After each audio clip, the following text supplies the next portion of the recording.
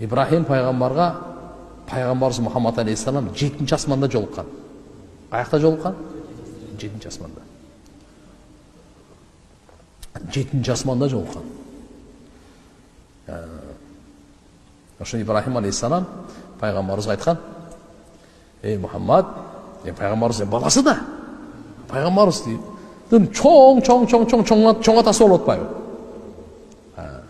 Анан айтқан. Қаяқтан еме ол Мираждан келатқанда да, Мираждан келатқанда. Үмметіңе айта бар, менен салам айт дегені. Аллах, менен салам айт деген. Жана айтып қой, бейіш деген, бейіш. Ең тала екен да. Қандай екен? Ең тала дейді.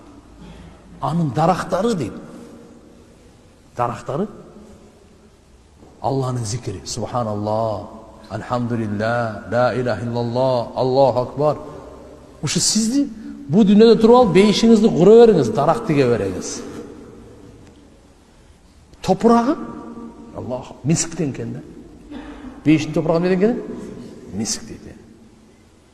Топурагына аралашма, раствор деп коебуз, аларма зафарандан экен да. Бейиштин кан сарайлары бир кирпичи алтындан, бирөөсү күмүштөн. Азыр кемінде таш қойып отпаймы? Иә. Ананда не қойып отады азыр? Өсіп кетіп бар несі?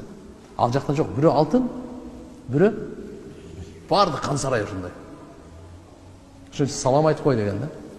Шын тұрғандар Ибрахим алейхиссаламға азырқы салаватта Ибрахим алейхиссаламға да салават бар да.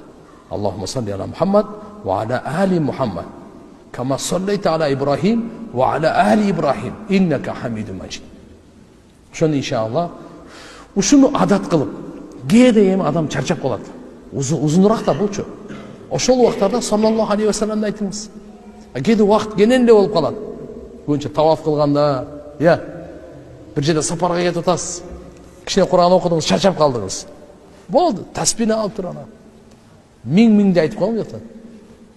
Миң салават. Кандайдан?